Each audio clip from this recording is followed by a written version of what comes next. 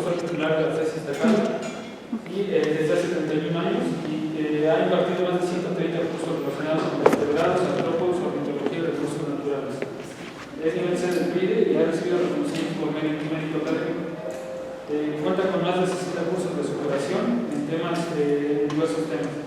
Su área de investigación se ha enfocado en aves de ambientes urbanos, aves de ecosistemas acuáticos, seguridad aérea y riesgo por fauna. Cuenta con varios libros y capítulos de libros, así como publicaciones y ponencias nacionales e internacionales. Ha sido corresponsable de proyectos PAPI y responsable de diferentes proyectos con Conavio. Participa como revisor en revistas especializadas en la fauna y ha sido evaluadora de proyectos de investigación. Y actualmente forma parte de la mesa directiva de Hispanas. Entonces, sin más preámbulos, le damos las gracias a la doctora Patricia Ramírez y pues adelante. Gracias. Buenas tardes. Estar aquí. Como ustedes, empiezo con esta imagen porque esta imagen nos ha traído una serie de problemas que no se imaginan. Problemas derivados, parece cosa de nada, pero derivados de que en este póster no aparecen las 22 especies mexicanas. Le falta esta. Entonces, el hecho de que aparezcan 22 y que una de esas 22 sea la especie que nos ocupa, realmente a la hora que estamos tratando de hacer la discusión con la gente fue cuando nos dimos cuenta de lo que ellos perciben cuando ven este póster y de repente uno les dice que una de estas que acá dicen que todas están en problemas, resulta que no están en problemas porque no leen las letras chiquitas que aquí están en rojo que dicen que es una especie exótica invasora. Bueno, entonces comenzamos con esta y la plática que les voy a dar hoy es Cotorra argentina, Meucita monarcos, crónica de una invasión. Y si ustedes ven, en el 2005 se le cambió el nombre común a esta especie, entonces ahora es perico monje argentino. Antes que nada, antes de iniciar, el doctor Adolfo Navarro es responsable de este proyecto y yo queremos agradecer a las personas que han contribuido a que esto salga adelante, que son toda la gente de campo, los chicos de la UAM Xochimilco no me mandaron sus fotos a tiempo, pero están gracias a estos muchachos es que se ha podido lograr toda la inversión en campo para esta especie. Bueno, el contenido de la plática está separado de esta manera. Primero una breve revisión de lo que son las especies exóticas, luego adentrarnos un poquito en ubicar a los citácidos y ya dentro de ellos a Meucita monarcos, ya como la especie en la que se enfoca la plática, y después platicarles lo que hemos encontrado a lo largo del desarrollo del proyecto de Conavio. Y luego el trabajo en el que estamos metidos ahora, que ya tenemos los datos y que tenemos que decirle o hacer las recomendaciones a Conavio. Bueno, primero, estamos en un ambiente, estamos en un entorno biológico, la mayoría de nosotros sabe lo que es una especie exótica, pero simplemente para ponerle en contexto, se considera una especie exótica las que están fuera de su área de distribución original o nativa y que no es acorde a su potencial de distribución natural. Entonces, especie exótica para algunos es incluso como el quisca de los mexicanos, que era originalmente de la cuenca de Papaloapan y que se llevó al centro de México y que ahora se expandió por todos lados, pese a ser una especie nativa del país, es una especie exótica en muchos otros sitios. Entonces, la pregunta sería ¿por qué una especie se sale de su ambiente natural o invade otros campos? Uno puede ser por dispersión natural. Uno de los ejemplos, aunque hay quien dice que no fue así y alguien la llevó, uno de los ejemplos más notables que tenemos de dispersión natural, al menos ya que llegó a las costas de América, es la de Lumbucusiris, que originalmente estaba en África y que llegó por algún medio, ya sea que la hayan llevado o no, y llegó a las costas de Brasil en los años 40 y de ahí solita se ha encargado de dispersarse por todo el continente. Es un buen ejemplo de una especie que por sus propios medios lo ha logrado. Actualmente vemos dispersiones naturales de especies como el gavilán caracolero o como el carrao, que también por sus propios medios están llegando a lugares donde no se presentaban. Entonces, en algunas ocasiones es colonización en algún nuevo lugar y luego procesos naturales que las llevan a formar parte de la comunidad de aves de otros sitios. ¿Sí? Otra razón por la cual una especie se convierte en exótica, y es el ejemplo de muchas de las que tenemos en la actualidad, es porque el hombre las llevó. Entonces, desde la época de las exploraciones, en el siglo XVII, XVIII, muchas especies llegaron a sitios de donde no eran, ya sea porque fueron accidentalmente o estaban accidentalmente en los navíos, o bien porque fueron a propósito llevados con fines de alimentación, como todos los chivos que se dejaron en las islas para que llegar los marineros tuvieran que comer. Imagínense ahora la posibilidad que hay de dispersión por el hombre. Aquí lo que estamos mostrando es una imagen de los vuelos.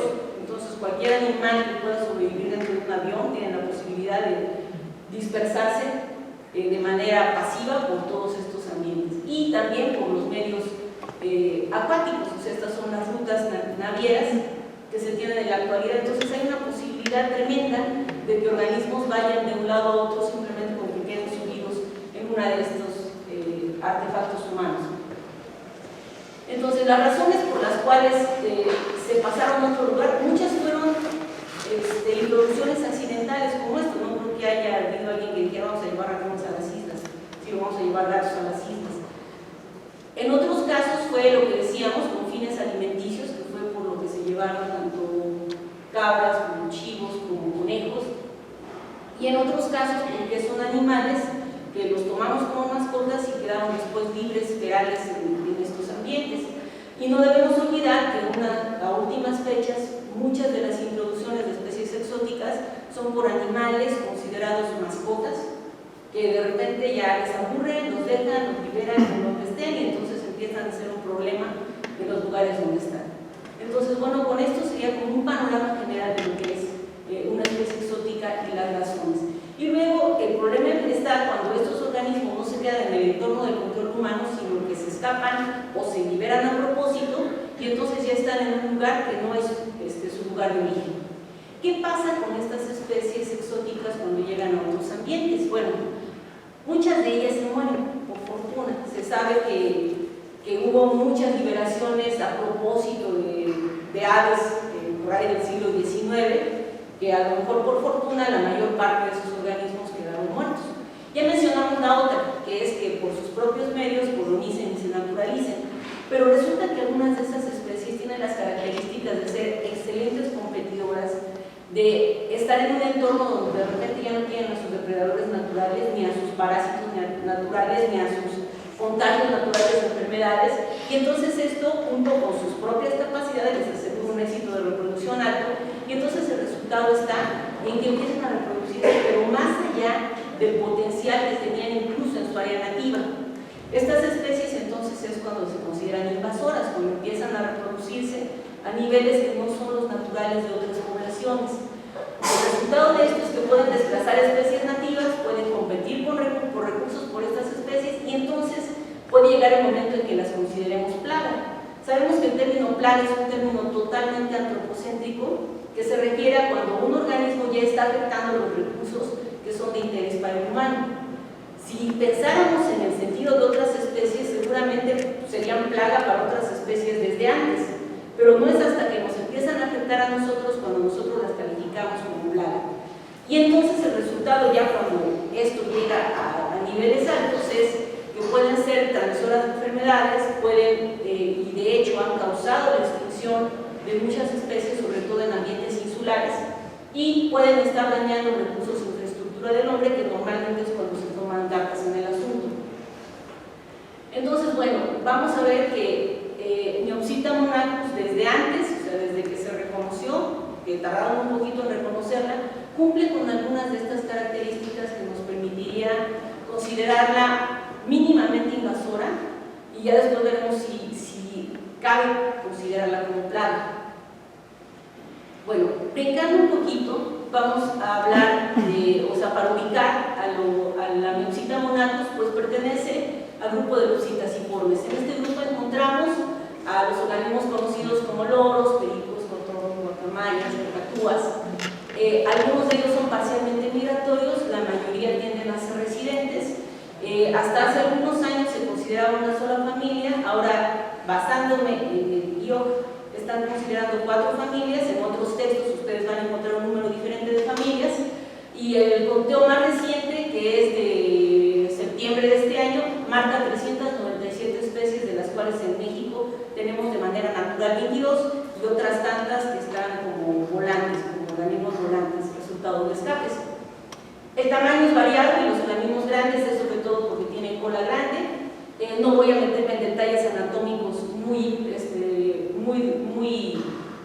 particulares, pero sí digamos que es importante para ellos y para su desarrollo el hecho de que tienen patas cigodáctilas, es decir, 2 dedos hacia adelante y 2 dedos hacia atrás, que les permiten ser muy eficientes en cuanto a perchar, colgarse y andar en los troncos. Tienen características muy peculiares que veremos que le han ayudado mucho a Miopsita y a otros loros que también se han convertido en invasores. Uno es que son gregarios, es decir, pueden estar en grupos grandes sin mostrar gran territorialidad, lo que permite que se junten conjuntos grandes de organismos. Son muy longevos y eso a veces no lo toman en cuenta las personas cuando se hacen de un lorito, porque no es como un perro o un gato que se nos va a ir en 10, 15 años, ¿sí? Tener un loro es pensar en un animal que nos va a estar acompañando mínimamente 30, 40, 50, 60 años, ¿sí? Entonces son organismos bastante longevos. Y una de las cosas, aparte de que son bonitos, de que tienen colores variados, de que son chistosos y demás, es que imitan los humanos. Y otra cosa es que pueden, muchos de ellos, si se crían desde chiquitos, pues resulta que establecen un vínculo con el dueño. Y eso los hace ser una mascota muy deseada por mucha gente. Entonces, los grupos de citácidos, ¿quiénes son? Bueno, está el grupo de los estrigópidos, que son los que están únicamente en Nueva Zelanda, muy poquitos. La que hay el cacapo son los más conocidos, y el cacapo pues, es un lorote grandote que es incapaz de volar. Tenemos a los cacatuyos, que la característica de todos estos, ya sea que sean pequeñitos o grandes, es que todos ellos presentan una cresta eréctil, y aquí van a estar todas las cacatúas y la cacatúa más pequeñita, que serán las ninfas. Y luego tenemos, con una distribución ya en toda la región tropical, a las otras 2 familias, una típica para Eurasia y África, y otra para el Nuevo Mundo, que aquí hay 10 especies que están en África, ¿sí? Que serían Psittacula y Citácea. Y aquí tenemos ejemplos de cada uno de ellos. Entonces, en el caso de México, bueno, en el caso de América, le corresponderían más bien loros, pericos y guacamayas, y en otros, pues otro tipo de loros. Y si ustedes piensan un poquito, de repente en cualquier país del mundo podemos encontrar representantes por lo menos de estos 3 grupos. Estos no son tan comercializados, pero de estos 3 los vamos a encontrar en todos lados, porque resulta que precisamente por las características que tienen, se han convertido en organismos muy codiciados para tenerlos como animal de compañía. Y esto pues ha sido en parte una gran desgracia que sean tan adorables, porque ha traído como consecuencia el comercio ilegal, ¿sí? El tráfico de especies, en el cual sabemos que el resultado de esto es que de los organismos que se comercian, menos del 75%, digo menos del 25% van a llegar a estar a disposición de venta, y de esos mucho menos todavía van a lograr sobrevivir. Entonces el resultado de esto es que a nivel internacional, si uno ve la lista de todos los citácidos que hay, la mayor parte de ellos están incluidos en listas de riesgo, de planes están como vulnerables, como críticamente amenazados, y algunos ya incluso extintos en libertad, ¿sí? Pero no deja de ser el motivo esto, de que son animales bonitos, son animales deseables, y no falta la persona que cuando ve a uno haciendo maromas y cantando como ópera o cantando cualquier cosa, algunos o muchos piensan yo quiero uno, ¿no? Y ahí empieza toda la cadenita, de la cual el resultado, pues es uno de esos resultados es lo que vamos a platicar aquí. Una de las cosas que limitan mucho a los citácidos son sus requerimientos reproductivos, porque todos ellos pueden acondicionar un espacio, pero no pueden crear un espacio para anidar, es decir, son anidadores secundarios de cavidades, la gran mayoría de ellos, entonces requieren una repisa en pared, un tronco hueco, un termitero, o como en este caso un nido de hornero, para acondicionarlo y ellos poderse meter a reproducirse. Pero resulta que dentro de las 397 especies hay unas cuantas que se liberan de esa necesidad, y entonces, ya sea como los neozelandeses que anidan en el suelo, entonces no requieren esa cavidad, o los superpoderosos que pueden construir sus nidos. Y entonces esto hace que esa limitante grande que tienen muchas especies para reproducirse, que es la necesidad de una oquedad, pues a estos les vale gorro porque ellos pueden hacer sus nidos. Y entonces tenemos que resultado de esta reducción en las poblaciones de los citácidos nacionales, esto forma parte de los justificantes que aparecieron en el cambio en la Ley General de Vida Silvestre para justificar el por qué se adicionaba un artículo referente en particular al comercio de citácidos. Entonces ahí reconocen que el comercio de citácidos ha ocurrido desde la época precolombina en México, que se incrementó cuando la población empezó a crecer y que se calculaba para el 2008 que entre 50.000 y 150.000 pericos neotropicales de México se iban a los Estados Unidos y entre otros destinos. Entonces, esto fue el detonante para que algunas instituciones, sobre todo ONGs, promovieran e insistieran para que existiera este cambio, y fue el decreto por el cual se adicionó el artículo 60, que prohibió en el 2008 el comercio de especies nativas en México. O sea, ni siquiera que se comprobara que venían de otro lado, si eran especies que se distribuían en México, se prohibió su comercio. Pero obviamente se prohibió el comercio legal. ¿Sí? Se pensaba que al sacar este decreto entonces se iba a estar protegidas las especies. La realidad es que sabemos que no. O sea, seguramente ustedes en el campo han visto lugares donde todavía se comercian loros, que los pagan en una bicoca. O sea, los pericos los pagan en 35 pesos, los loros los pagan en 50 pesos, y es un comercio ilegal que está pues totalmente fuera de control. Y vamos entonces ahora a la especie que nos ocupa. Miopsita monachus es una especie que tiene originalmente distribución en Sudamérica, no es nada más argentina, ven que está en Paraguay, Uruguay, un trozo de Bolivia y Brasil, y se le conoce como cotorra o perico argentino, perico monje, cotorra uruguaya. En inglés es muy normal que lo llamen loro quaker, sí, tiene otros nombres dependiendo del lugar donde estemos. Es un animal relativamente, bueno, es mediano, es un lorito mediano. El macho es muy similar en tamaño y en color a la hembra, aquí no hay tanto dimorfismo sexual, son sumamente gregarias, tienden a formar parejas de por vida, su potencial reproductivo es de 2 a 11 crías por nidada, y originalmente estaban en sabana boscosa y matorral xerófilo, y la característica que decíamos, que pueden construir nidos. Aquí vemos toda esta estructura que ven de varitas, todo esto es el nido, que este ya es un nido comunal. Entonces, si nosotros quisiéramos así como resumir en muy poquito lo que pasó con las cotorras argentinas, pues originalmente fueron traídas a México y a otros países como mascotas. Alguno de esos se escapó, y entonces escapándose se encontraron y pues empezaron a hacer niditos en torno del invierno.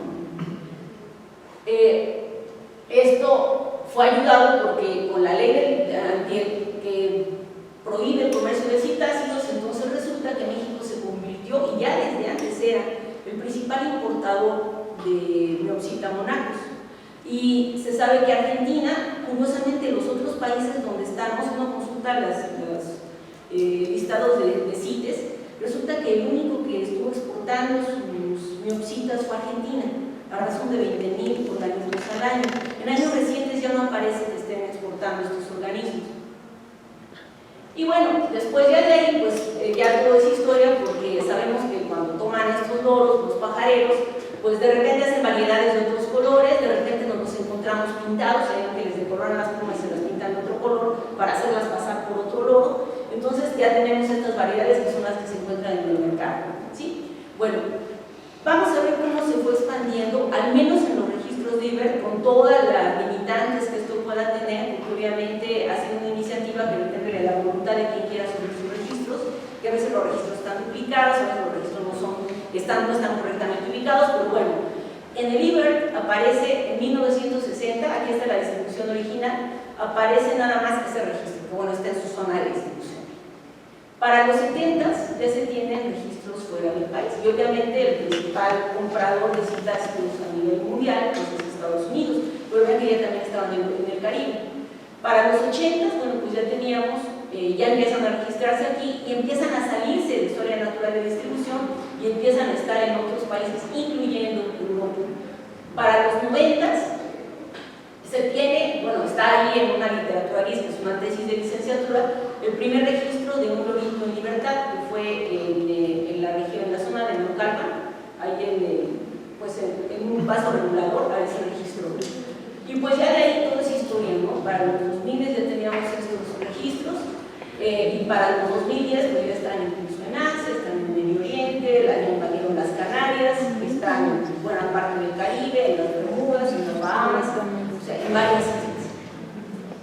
Aquí lo podemos ver en cuanto al número de registros, porque obviamente todos los mapitas no permiten ver cuántos registros son. Entonces, sabemos que Beaver tiene relativamente poco tiempo que se implementó, entonces todos estos gente que quiso poner sus registros anteriores.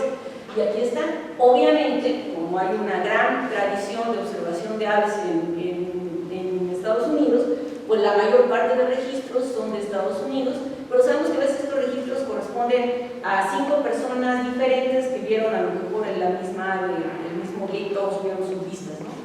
Esto está un tanto depurado. Para México, hacia el 2000 teníamos únicamente 43 registros y en los 2010 ya tenemos 820 registros de Neopsita. En el 2011, Ian McGregor publicó esta notita, que nosotros la hemos tomado incluso el logo, bueno, el título como logo de Pretty But Dangerous, que es, pues sí, son bonitas, pero son peligrosas. Pero vean que para el 2011 realmente se tenían pocas zonas de registro, ¿sí? Esto se incrementó notablemente, están por año los registros. A partir del 2011 pues hubo más registros y aquí nosotros empezamos con nuestra página de Facebook a animar a toda la gente que las viera a que subiera sus registros al Beaver, ¿no? Entonces a lo mejor parte de este incremento puede ser que sirvió de alguna página de Facebook y otra pues que cada vez están más presentes. Y esto es el dato, pero este era hasta febrero, fue donde bajé los datos que estamos analizando. Entonces, actualmente la situación de los registros de cotorra en México está así. Seguramente no son todos los que están, pero bueno, son la gente que ha subido registros y de acuerdo a esto están presentes ya en 20 estados de México, ¿sí? Con una gran concentración en lo que es el Valle de México. Aquí están ya hablando de la problemática que crea Neopsita. Pues Neopsita hace nidos que los transforma en nidos comunales, o sea, empieza haciendo una esfera de varitas y luego la va juntando con más esferas de varitas hasta prácticamente invadir todo el espacio disponible que tenga. Entonces vean que puede convertir toda una palmera o todo un ciprés o de plano toda una infraestructura en nidos. Y esto trae como consecuencia, primero sabemos que estos sitios, si se humedecen o algo, pueden crear cortocircuitos. Sí, ellas pueden perfectamente cortar los cables, o sea, ha habido casos registrados de cortocircuitos en ciudades porque pasa esto. Y obviamente aquí no va a vivir ni una, ni dos, ni tres, ni 20, ni 30 cotorras, van a vivir muchas más que tienen que buscar alimento y el potencial de alimentación de estas especies es muy grande porque consumen casi de todo. Bueno, otra problemática es que los nidos llegan a pesar hasta 150 kilos, entonces dependiendo de en qué parte del árbol estén ubicados pueden romper las ramas de los árboles. Se ha detectado daños a vegetación. Estas son fotografías de México que se llevan las fibras de los agaves y entonces dejan todas las pencas lastimadas. Aquí es una fotografía que no es de nosotros, pero la vemos consumiendo frutos verdes todavía, que sabemos que los loros tienen gran capacidad para consumo de frutos verdes. Y entonces además pueden derramar árboles, porque si ven todos los nidos están construidos de varitas, entonces lo que hacen es llegar a los árboles, cortar las ramas, quitarle las hojas y llevárselas. Y pueden ser lo mismo varitas de casuarinas, de cipreses, hemos visto también incluso de mezquite. Uno de repente no puede creer que un nido esté formado totalmente de ramas llenas de espinas, y ahí están anidando. Obviamente se habla de la competencia con especies nativas, de agresión a estas especies, de transmisión de enfermedades y lo que decíamos, ¿no? Los cortocircuitos y apagones, porque hay algunos lugares como la Florida que construyen prácticamente todos sus nidos en infraestructura, no en vegetación. Entonces de aquí parte el proyecto que propusimos a la CONAGRO, atendiendo a la convocatoria que era para elaborar diagnósticos sobre el estado de invasiones biológicas. Nosotros no se ha alcanzado la línea roja, pero bueno, nosotros propusimos este límite de área como nuestra área de estudio, atendiendo a que hay varias zonas reconocidas como sitios prioritarios terrestres. Sí, entonces le ofrecimos detectar cómo andaba la invasión en esta área. Y bueno, pues nos lo aceptaron en el 2013, el dinero llegó en el 2015 y pues ahí empezamos a trabajar. ¿Qué hacemos? Porque en esta área lo que hacemos es buscar los nidos, medirlos, contar cuántos organismos hay, si es un nido comunal, en qué árbol está poniendo el nido, qué altura tiene el nido, qué altura tiene el árbol, y tratar de conseguir la mayor información sobre los organismos, que casi todo ha sido gracias a la gente que nos dice dónde están las cotorras. Esa es la gran ventaja de trabajar con una especie carismática, que todos la notan, ¿sí? Abrimos una página de Facebook para que ahí nos dieran opiniones, críticas, consejos y de todo. Y pues ahí damos información sobre lo que ha implicado la invasión. Recibimos todo tipo de comentarios, somos varios los administradores y lo que tratamos es de contestar lo más pronto posible como para tratar de orientar las cosas, porque de repente hay personas que sí tienen muy perdida la idea de lo que implica una invasión o se van más por lo bonito que por otra cosa, ¿sí? Y también, bueno, hicimos algunas encuestas donde fue posible realizarlas.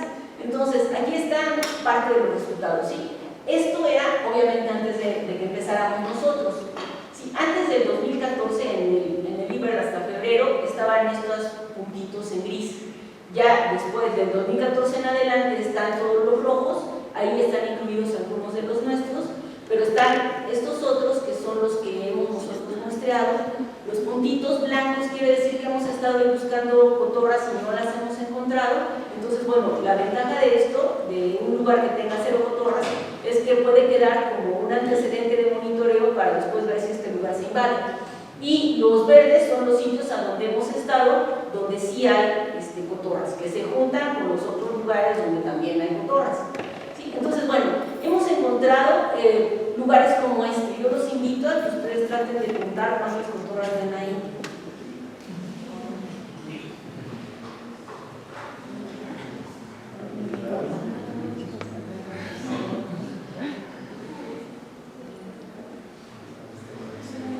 Sabemos que una de las grandes complicaciones de contar loros en los árboles es que se pierden, ¿verdad? Entonces, bueno, ahí están. Y aquí es una parejita. Entonces, bueno, estas son las escenas que nos encontramos en la Ciudad de México, ¿sí? Estos ya son fotos nuestras, ¿sí? De los lugares donde están los nidos, que pueden ser eucaliptos, sobre todo les encantan los eucaliptos. Este árbol, por ejemplo, estamos casi seguros que lo tiraron los nidos, porque el nido en este lugar es todo esto.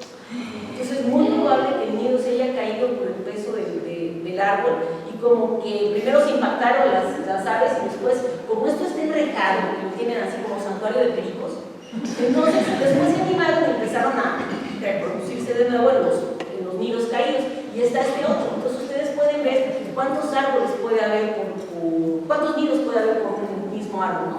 Y esas eran antenas de telecomunicación que nos decía la gente de ahí. Dice, es que llegan los de teléfonos, quitan los nidos y en 2 semanas están los nidos construidos de nuevo. Sí, entonces vemos que pueden incluso anidar en árboles muy, muy grandes que no tengan nada alrededor. Y es lo que nos hemos dado cuenta, que buscan más que una constitución de bosque, buscan un espacio donde tengan un árbol alto donde puedan ubicar los nidos y que tengan posibilidad de tener escape para todos lados. Entonces, por eso es que algunos árboles que son de follaje muy denso y que las ramas externas son delgaditas, parece que no los ocupan por esa razón. Pero bueno, los demás aquí los tenemos en ciprés, todo esto es el nido. Y bueno, aquí este es el que les decía, este es un nido construido con mezquite. Todas estas ramas dan las espinas y ahí están felices de la vida construyendo su nido. Bueno, no nada más en estos. Pues aquí esta foto la tomé en la azotea de la casa de mi mamá, que está ahí llena de pericos, es una de las zonas donde los protegen mucho. Vean aquí la cantidad de nidos y después, bueno, van a conseguir alimento en otros que pueden ser ocupados por otros recursos. Las yucas, a pesar de que no son vegetación muy alta, donde están disponibles las ocupan a totalidad. Entonces, ¿qué encontramos nosotros? Bueno, a la fecha tenemos, todavía faltan pasar algunos datos, todavía faltan hacer algunos muestreos, pero hemos detectado que el árbol en el que más coloca sus nidos es el eucalipto, en particular Eucalyptus camaldulensis. Esto tiene que ver con que esta especie es más abundante que la otra de eucalipto. y ahí hemos encontrado 285 nidos, seguidos de las palmeras, ya que esta palmera les gusta mucho y la ocupan más cuando estas hojas no son cortadas.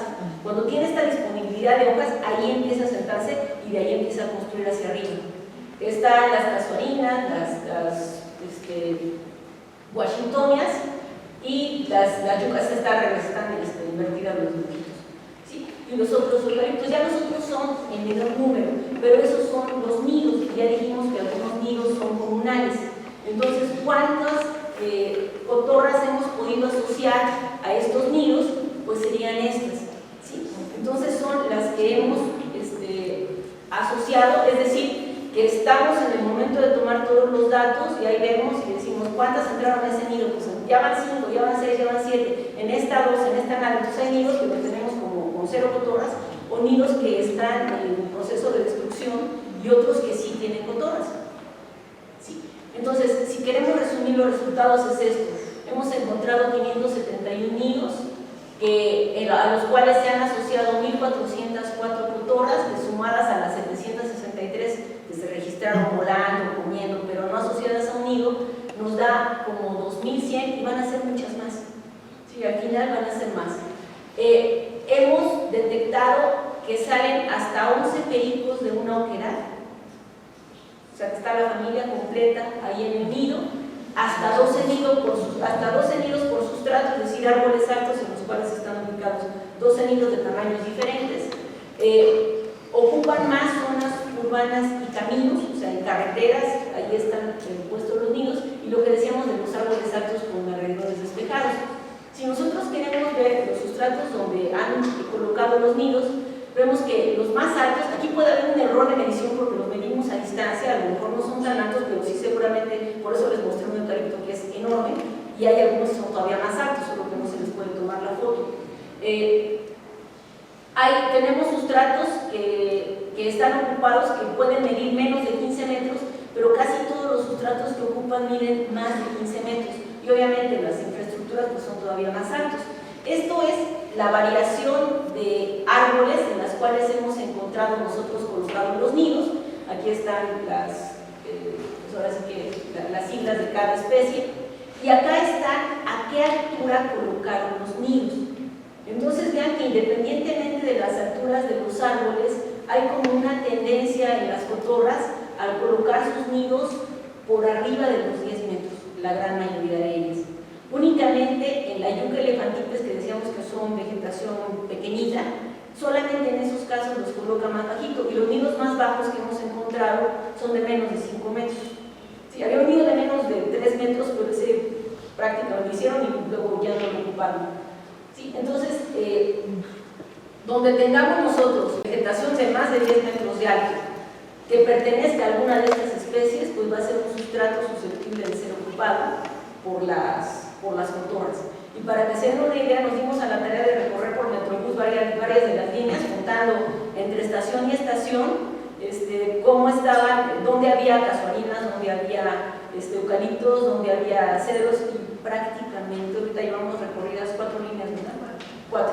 4 líneas, y en todas las estaciones hay. Cuando no son casuarinas son eucaliptos, cuando no son eucaliptos son cedros, y cuando no están todas, ¿no? Las washingtones y todas estas. Los altos de nidos, o sea, hay nidos muy altos, y aquí está, Elisa está atrás para mostrar. No sé si fue de los nidos que se cayeron con el viento, ¿sí? ¿Se acuerdan que en este año hubo unos vientos muy fuertes? Bueno, pues en varios lados se estuvieron tirando árboles, y en el caso del área de estudio de Elisa, los árboles que tiraron eran árboles con nidos. Entonces, aquí para que vean el tamaño del nido, digo, ya no es demasiado alta, pero sí, claro, 2 metros. Y cómo puede caerse la rama simplemente por el peso del nido. Y además que a los eucaliptos les encanta tirar ramas de manera natural. Ahora, la dinámica de las cotorras, ¿qué es lo que encontramos nosotros? Bueno, pues una de las cosas que está favoreciendo de manera impresionante que estos organismos puedan proliferar a este nivel es precisamente el gusto que le da a la gente de repente ver pericos cerca de su casa. Entonces inmediatamente se dan a la labor de darles alimento, ¿no? Y encontramos todo tipo de comederos. De aquí es tomate, lechuga, tortilla girasol, y les llevan cuanta cosa se puedan imaginar, ¿sí? para que coman. Y entonces pues establecen las zonas de comederos. En este lugar donde vimos a esta, bueno, empezó con medio bolillo, ahí ya sería una buena parte, o sea, son capaces de levantar medio bolillo. Y lo curioso que personalmente a mí me dio miedo es que la persona que estaba dándoles de comer a estas ese día, era una persona que estaba mal de sus facultades. O sea, incluso vivía en una casita de cartón, en un lote baldío, y salía con sus bolillos a alimentar y nos miraba con cara de no se acerquen, obviamente no nos acercamos. Pero esto es lo que nosotros observamos. Vean que establecen ahí ciertas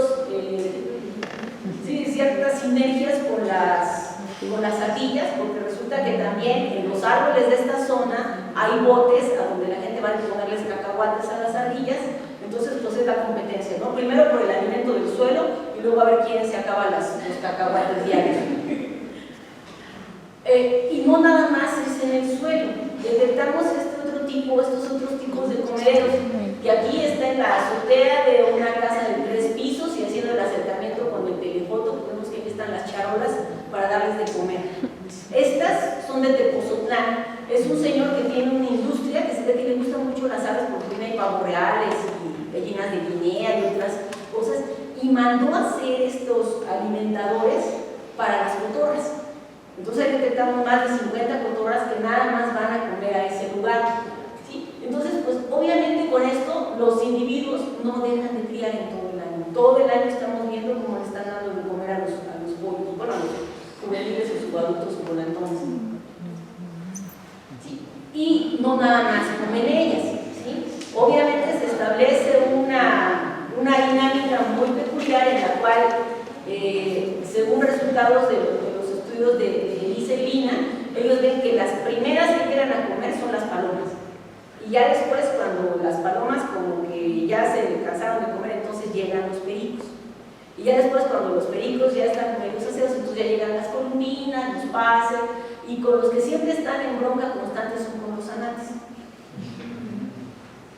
Sí. Y obviamente otros invitados a los almuerzos, ¿no? Otros invitados esperados a los almuerzos.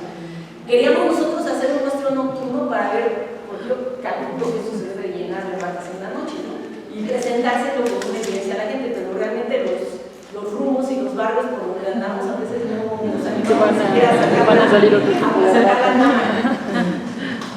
Entonces, los resultados que hemos ido obteniendo, y sobre todo ellas con la plática con la gente, reafirman esto de que las cotorras son más abundantes en barrios con alta densidad de árboles y un alto porcentaje de personas mayores de 65 años, que son los que salen a alimentarnos. Y que una limitante de las fuentes de alimento, especialmente la comida que suministran los seres humanos, sería un método sencillo, al menos para ir reduciendo el éxito reproductivo. Y aquí me gustaría que Elisa nos platicara todo lo que les ha visto que le dan de comer la gente a las cotorras. Pues lo más normal es bolillo y tortilla, pero aparte he visto que les dan salchichas, carnitas, chochitos para pastel, arroz, pues de todo, o sea, lo que a la gente se le ocurre, va y les deja ahí galletas, chocolate. Todo comen. Hasta el dato ¿no? De que después de las fiestas de diciembre les fueron a vaciar una cacerola de espagueti.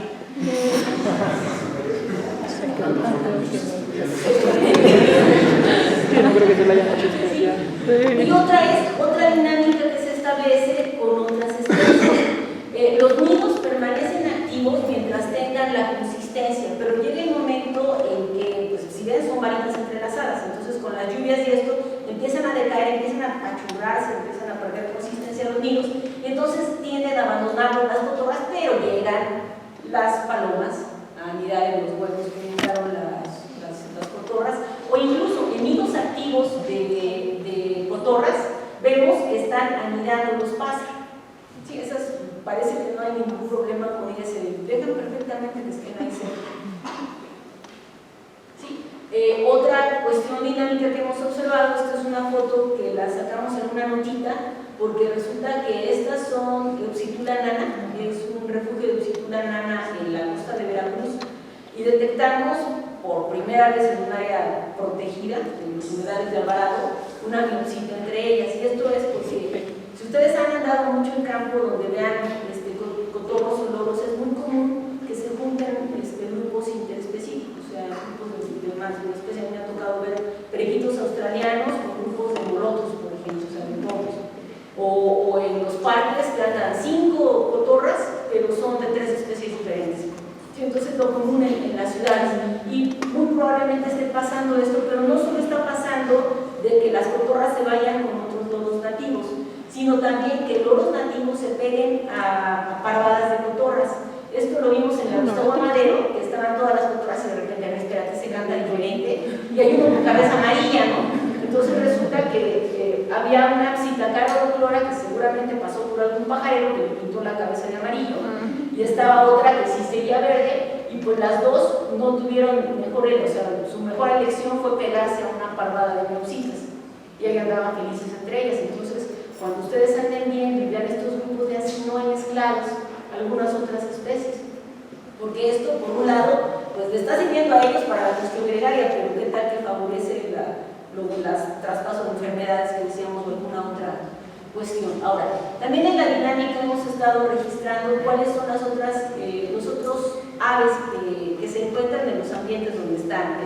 No está terminado el análisis de quiénes sí están cerca de las cotorras, quiénes las evaden, sí, pero de menos en las zonas donde hemos estado registrando hemos encontrado 129 especies, de 1 a 35 por sitio, ya son más de, pues como localidades particulares ya son más de 200, y de todos estos grupos, sí, algunos son ambientes acuáticos, a donde vamos a buscarlos, porque obviamente recorrer el lugar para ver si están cerca de ahí, sobre todo si alguien nos dice que las vio.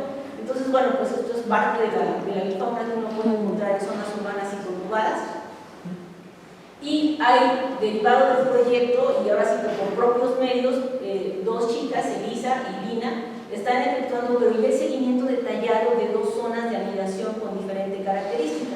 La idea es al final comparar los resultados, a ver si se parece el comportamiento de los pericos en los 2 sitios y cómo se establecen las relaciones con el resto de las especies. Y es por ello que ellas tienen muy detallado cómo está la dinámica de los pericos con el resto de las aves. Pero aquí nos pasó, como parte de los resultados de ellas, algo que nos está dando mucho miedo, ¿sí? Y es el hecho de que, por ejemplo, en el área donde está Lina, que es San Pedro el Chico, en la Gustavo Amadero, nosotros habíamos contado 287 cotorras, pero ella, que ha estado haciendo el seguimiento en cada uno de sus muestreos, ha estado registrando de 426 a 717, lo cual quiere decir que nuestros conteos pueden estar subestimados, porque a lo mejor si llegamos en el momento en que estas se fueron a buscar alimento, pues no las estamos contando a todas, y desgraciadamente no podemos llegar a todos los lugares al amanecer para poder estar viendo cuántas están realmente en el lugar. Y hay otra cosa que también nos hemos estado dando cuenta, que en algunos lugares, cuando ya hay muchos nidos y se incrementa muchísimo la población, de repente se baja y suponemos que es porque se dispersan a otro lugar. Eso nos pasó en Paso Carretas. En Paso Carretas, en un muestreo previo, habíamos llegado y en un árbol había más de 100 cotorras. Y cuando llevé a Lina o a Elisa a ver si hacían ese estudio, resulta que no contamos ni 20. Y ya los nidos no estaban activos. Entonces es muy probable que estos sitios donde hay alimento seguro y muchos nidos estén siendo la fuente de cotorras para todos los demás lugares. ¿Sí? Como un adelanto de los resultados que ellas tienen, se han encontrado, ellas recorren un transecto con nidos y un transecto sin nidos, y se han encontrado que en los lugares sin nidos se presentan más especies que en los lugares donde están las cotorras. ¿Sí? Pero bueno, como les digo, estos son resultados preliminares, están todavía en análisis, pero sí vean que los números de especies en las zonas sin nidos e incluso las especies compartidas son mayores en donde no están presentes las cotorras, sin que hayamos detectado realmente todo eso que nos dicen que hay, que nos platica que las han visto matando con linas y demás. No hemos visto ese tipo de agresiones, y la única agresión que habíamos registrado era como normal, ¿no? De una cotorra sacando de la cabeza de su unido a un esturnus. Pero bueno, cualquier otra ave sacaría un invasor desunido, entonces eso como que no se considera la agresión que nosotros estábamos buscando. Y aquí entramos a la parte de la controversia. Si nosotros decimos que Myopsita monachus es una plaga, nosotros tenemos muy claro lo que acostumbramos a hacer con todas las plagas. Estas fotos las saqué de páginas de empresas que se dedican a control de plagas, con todo lo criticable que pueda ser que consideren a organismos como estos una plaga, ¿no? O sea, es terrible que aparezcan como organismos a exterminar, pero bueno, así lo ponen ellos. Y sabemos lo que ha pasado con otras plagas cuando realmente se han salido de control en otros ambientes y cómo es que se han logrado controlar. En algunos países ya tomaron cartas en el asunto, en particular en España se reconocen como plaga, ya se tienen los números y el monitoreo particular de cada lugar de España e incluso se han visto, ya se han hecho estudios donde se ve que son de muy poquita variación genética entre ellos, lo cual quiere decir que vienen de una fuente muy pequeña. ¿Sí? ¿Y qué es lo que hacen? Bueno, destruyen nidos, luego hacen podas de árboles, las envenenan, las capturan y las recluyen o de plano las cazan. El año pasado salió un edicto en España donde le permitieron a cualquiera que quisiera dispararles que les disparara. Y como sabemos, en España les gusta mucho disparar a todos los animales. No hubo mucho problema por eso. Y recientemente, vean que, bueno, no está en la fecha, pero esto es de este año, bueno, aquí está, en septiembre de este año, Zaragoza, en España, anunció que después de 32 años había logrado reducir la población de 1.500 apenas a una decena, pero esto fue esterilizando huevos, cortando nidos, capturando y finalmente usando escopetas. O sea, fue lo que tuvieron que hacer. Entonces nosotros tenemos enfrente este tipo de panoramas, que es lo que se ha estado haciendo en otros países, y otros que son, bueno, otros donde sí ya les están disparando. Esto es el ejemplo de cómo controlaron otras plagas y cómo en España están controlando a las cotorras, pero hay cosas más drásticas, ¿sí? Como en Perú, me parece que en Paraguay también, de plano lo que están haciendo es quemar los nidos. ¿Sí? Y recorté esta porque me pareció un ejemplo de la gente que no comulga con las cotorras, o sea, no a todos les gustan, pero pues tampoco queremos pensar en llegar a un extremo de este tipo, ¿no? Además sabemos que si intentáramos hacer cualquiera de las cosas anteriores o esta, en algunos lugares nos pinchan, de plano. Otros países han tomado medidas como esta, en las cuales hay restricción diversa para la posesión de esta especie en particular, y si una persona la quiere tener, bueno, tiene que consultar, pero bueno, esto puede ocurrir en un lugar donde la gente acostumbre cumplir con las leyes ambientales. Y otra cosa que también nos ha entrado en mente es, bueno, ok, pero resulta que no es la única especie invasora. ¿Sí? Tenemos otras especies invasoras en la ciudad, entonces, ok, nosotros nos estamos dedicando a esta, pero tenemos también que ver todas las otras, y sobre todo, ahorita vamos a ver cuál es la que nos da más miedo. ¿Sí? Aquí está un ejemplo de, si lo vemos en una misma escala, lo que son los registros de Myopsita monachus, también de Liber, y un acercamiento, ¿no? Aquí están los registros de Sturnus vulgaris y un acercamiento, vean que con esto ya le va ganando. Solo que la diferencia es que Sturnus vulgaris sí está en las zonas rurales, sí está en ambientes seminaturales, y pues la Myopsita no ha dejado de salir, o sea, no, se ha quedado en ambientes muy cercanos al humano. Pero hay otras, y además, el que haya tantos Sturnus aquí, no creo que el río Bravo las detenga. Más bien lo que pasa es que nos faltan registros, nos falta registrar la presencia de especies, porque esto ni siquiera ni que tuviera mundo aéreo, ¿no? Y aquí tenemos la Streptopedia de Caoto, vean esto, ¿sí? Vean el acercamiento, y Columba libi obviamente, ¿no? Columba libi pasa domésticos, tienen mucho tiempo aquí, que yo sepa, no hay noticias de que hayan reducido alguna población, y tenemos datos de que en algunos ambientes las pasas domésticos han bajado, y quien ha ido ganando es el pinzón mexicano, amoroso. Pero vean esto, ¿por qué nos tendríamos que estar preocupando esta Streptopedia de Caoto? Entonces, obviamente tenemos que considerar todo esto, ya se lo hicimos saber a Conagro, de decirle, oye, pues ya nos dimos cuenta que en algunos lugares hay más palomas que las propias miopsitas, y en lugares donde sí pueden estar creando un daño, que son en zonas de cultivo, ¿sí? Entonces, tenemos muy claro que para cualquier cosa que tengamos que hacer en este proyecto, si no contamos con la participación social, esto no se va a poder hacer, ¿sí? No va a ser posible, por más que digamos, como biólogos, como gente que dice saber de algo, si la gente dice que no hagan de comer, no va a haber poder humano que la convenza de dejarle de dar de comer, ¿sí?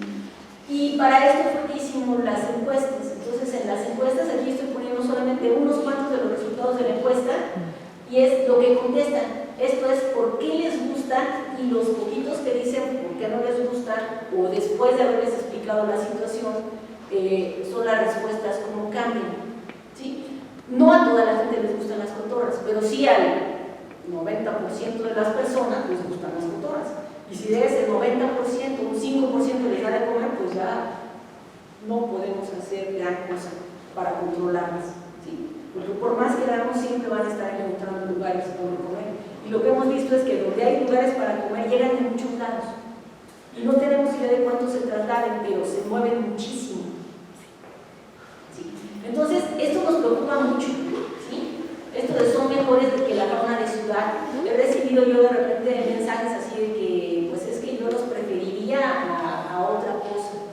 Entonces, el poner por encima de otro animal uno solo porque es bonito, pues es una muestra más del animalismo que tenemos, de que esta especie sí, esta especie no, esta puede ser mal, esta me gusta, esta no me gusta, ¿sí?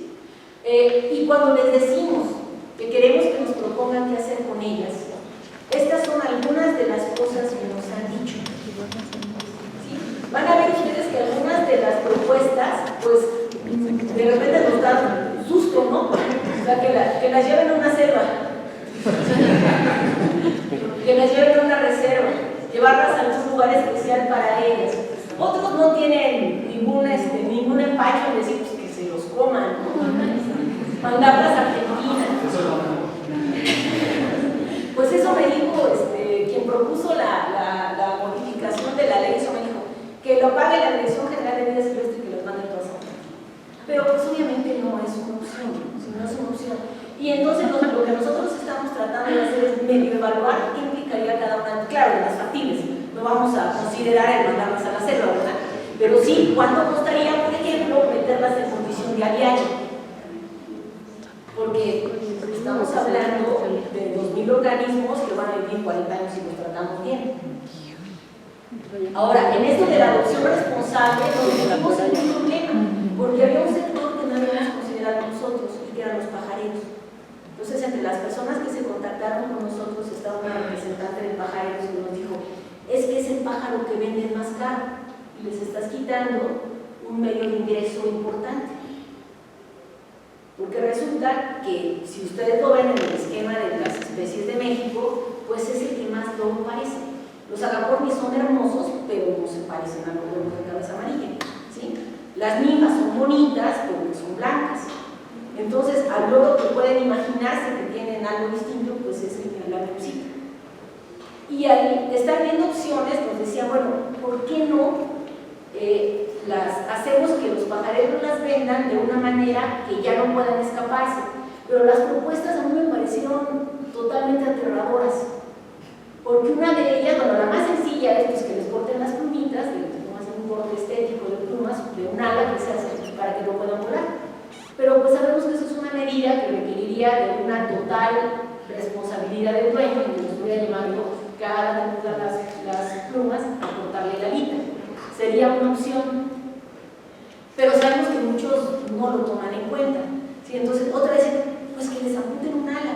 Y entonces ya no van a volar, pobre animal, ¿no? O sea, lo que 40 años sin su ala.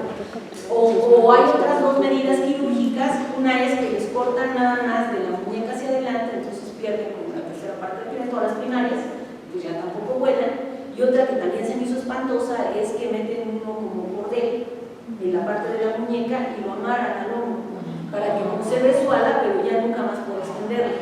Entonces, pues ninguna de esas opciones se me hizo factible. Y al consultar con veterinarios, ellos también nos dijeron, ¿vas a pagar el quirófano? Una hora de quirófano veterinario, pues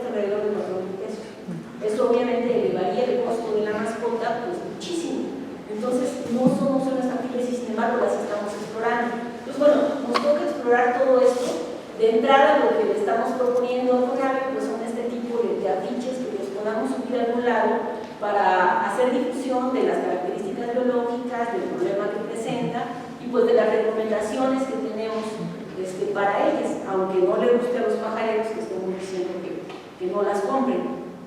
¿Sí? Entonces, este es uno de los aportes. Otra es pues, la difusión para que permitan el monitoreo de parvadas, y aquí puede ayudar mucho la gente que está observando aves, ¿sí? Para que realmente tomen estos datos con mucho detalle, como ven, no nada más de la miucita, del esturnus, de la estratopedia, de otras especies que puedan estar como invasoras. Convencer a la gente que dejen hacer poda de palmeras y árboles. Hay lugares donde los eucaliptos ya son un problema, que se pueden ir sobre las casas en momento de viento, que no va a dejar de haber viento en febrero todos los años, ¿sí? Y no dejan que los poden porque están los nidos de cotorras, o no dejan que entren a podar los fénixos, las palmeras, porque están los nidos de cotorras. Y peor aún, ya hay casos detectados de que al menos Axíquiter y los parabuteo llegan a comerse a las cotorras, o sea, sí las pueden comer, pero en esos lugares a donde llegan a comer a las cotorras, la gente les tira de pedradas y llegan a comerse sus cotorras. Entonces también tienen que entender lo que es un proceso natural, lo que es un depredador, los depredadores no son malos y todo eso. Entonces actualmente estamos revalorando el riesgo de la especie con la ficha que nos dio la CONAVE. Como decíamos, estamos empezando a cotizar todas las posibles acciones y tenemos a futuro, a un corto futuro, que reunirnos con los grupos de pajareros para ver opciones, para ver realmente qué tanto les representa la venta de miucitas, y si no es a lo mejor una que dicen que venden muchas, que las venden muy caras y que no sea tan cierto. Y hay gente de Tláhuac y Xochimilco que ya está pidiendo que les vayan a matar a las cotorras porque ellos sí han detectado que llegan a los cultivos y trozan el maíz tierno y se lo comen. Entonces ellos sí están viendo un daño en sus cosechas. Entonces hay lugares donde sí están funcionando como una plaga. Pero definitivamente la raíz de todo es que siempre va a haber una demanda de todos estos organismos. Esta no es mexicana, la tomé de Honduras, donde están haciendo una campaña para que no compren animales ilegales, pero yo diría que realmente lo que nos está fallando es que ningún animal se debe sorprender de ser mascota. Pero en ese sentido me pondré igual de drástica que todos los demás y no podemos acabar con un gusto personal de la gente. Sobre todo porque hay personas para las cuales, ya no lo dijo alguien, o sea, alguien en ustedes, les puedo abrir los mensajes que hemos recibido, hubo alguien que me dijo, yo dejo a mi familia antes que mis pericos. Entonces, obviamente una persona de ese tipo, pues no va a ver bien, que uno de repente diga, pues vamos a acabarlos. E incluso cuando entramos al proyecto también nos decían eso, bueno, si la opción es matarlos, ¿quién los va a matar? Le puede quitar a otro, porque felizmente podía matarlos. Pero tenemos que buscar de llevarlos a matar pericos para que no lo maten a él, porque es lo peligroso de este asunto, ¿sí? Entonces, la situación está así. Aquí, en este punto estamos actualmente. Tenemos ya casi todos los datos que propusimos a CONAVE. Estamos en fase de análisis y sobre todo estamos en fase de propuestas. Así que cualquier propuesta que no sea mandarlas a la selva o eso, es totalmente bienvenida, ¿sí? Y a mi gusto estos son los únicos pericos que tendrían que estar ahora. Entonces, bueno, finalmente esto era todo lo que veníamos a platicarles. Muchísimas gracias a todos nuestros colaboradores de nuevo, a todas las personas que realmente son cientos de personas que por diferentes medios nos han llegado, nos han hecho llegar las ubicaciones de los nidos, y pues obviamente aquí a la facultad, en particular a Adolfo, por abrirme el espacio de este recinto para venirles a platicar, y pues a todos ustedes por su atención. Muchísimas gracias.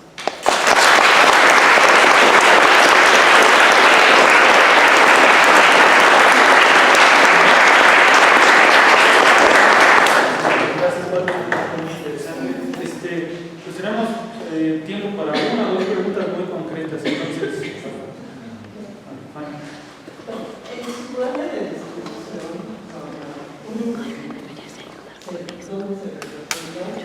Mira, nos contactaron unas personas de Argentina donde decían que ellos toda su vida habían vivido en ese paraje y que en ese paraje no había cotorras, y que ahora ahí donde estaban viviendo ellas las consideraban una plaga todos se lo achacaban al hecho de que habían metido eucaliptos, que metieron eucaliptos en las avenidas y que eso dio para que se fueran esos árboles, porque en la área de distribución natural no había eucaliptos.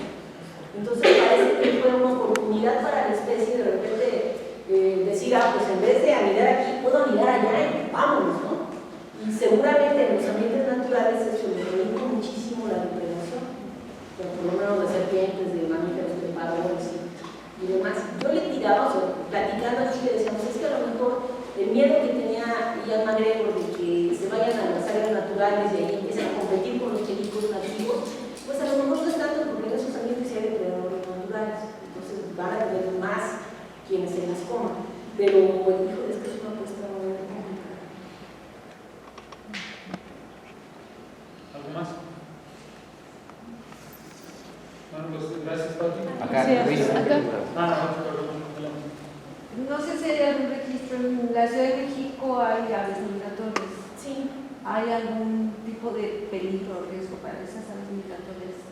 Pues aquí de lo que han observado Elisa y Nina, que ellas son las que sí están viendo si árbol por árbol, está el cotorro, quiénes están alrededor de él, si se o no.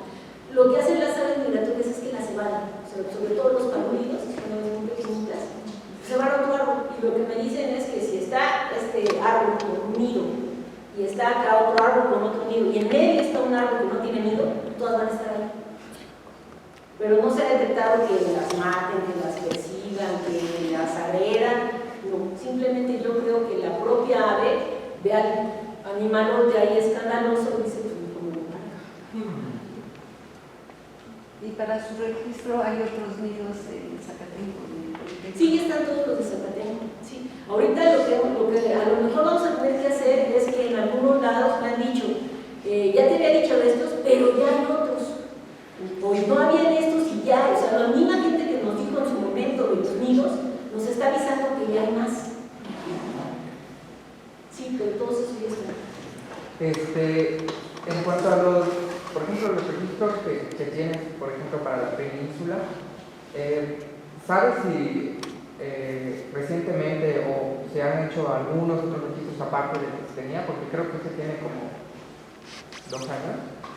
Mira, yo tengo buena comunicación con Juan Chablé, que es la persona que hace muchos estudios ahí en la península, y él y todo su grupo me han dicho que ellos no han visto. O sea, que iban a estar al pendiente, porque con ellos di una plática por videoconferencia en marzo, que ellos tuvieron su festival de aves allá, y me dijo que ellos no han detectado un sitio. Porque, bueno, o sea, hago la pregunta por el caso que presentaste también del Leptopelia. Hasta hace, yo creo, 3 años, la paloma estaba como más hacia la costa, en las orillas del estado de Campeche. Pero recientemente se ha expandido demasiado rápido y ya está como entrando muy rápido al centro del estado. Sí, rapidísimo. Entonces, en poblaciones que realmente son, digamos, los lugares más fríos que hay en la península, en el estado de Campeche más bien, pues ya se están registrando es impresionante, por eso les digo que hacen falta todavía registros, porque en lugares como Ciudad Obregón, que es una zona aire y demás, es la paloma dominante. Y yo que vivo cerca de la Pesista Cala, tenemos una cosa que no va a ser que nunca nos quitemos a las palomas de encima, que es la fábrica de Minza, ahí en medio. Entonces lo que dominaba ahí era la columba, pero ahorita hasta en la calle donde vivo llegan a comer las estreptopelas. Y ya hay una competencia muy dura contra la columba.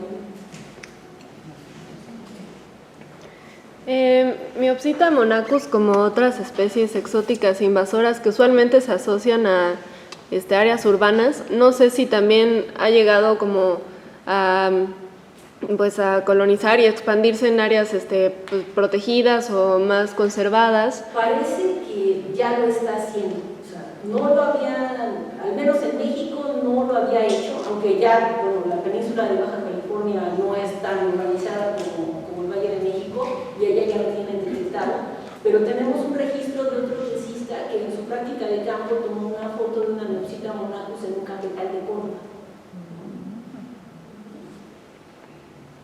Yo creo que hay un problema que no sabemos. Por ejemplo, el caso del escorpión o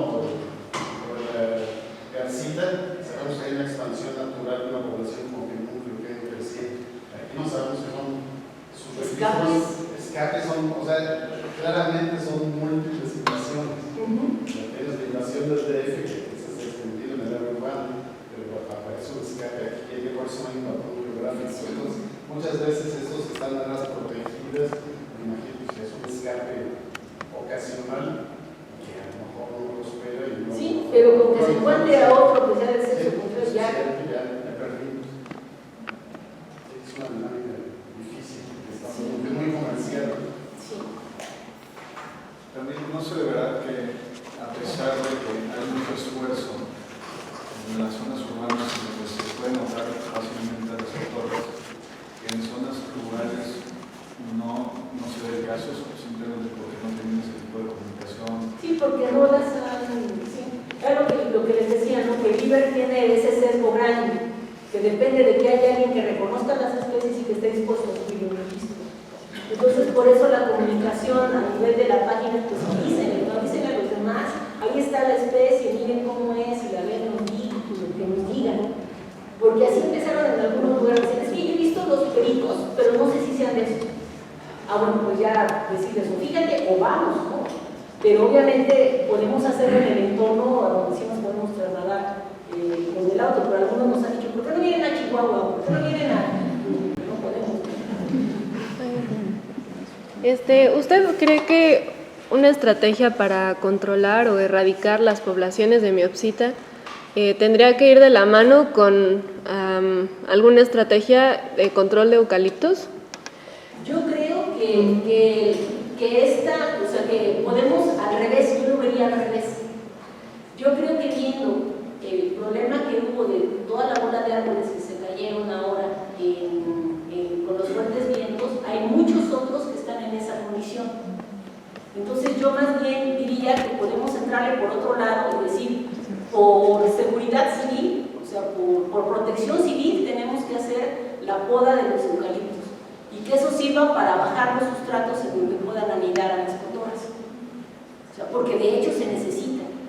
Tú recorre la ciudad y ustedes véanlo con un ojo, ahora sí que con un cristal de protección civil, y salgan a la calle y vean algunos árboles que están botando banquetas, que están ya todos ladeados, que están muy cerca de casas, y con cualquier viento chueco que los agarre, lo mejor sería que caiga sobre una casa, pero que tal que caiga sobre una persona, sobre un auto, como pasó en este mes. Y de hecho pasó, nos decía la gente de Azcapotzalco, que ellos en algunas colonias decían, es que queremos podar los eucaliptos. No, que es el ecocidio, que el pulmón verde de la ciudad y demás.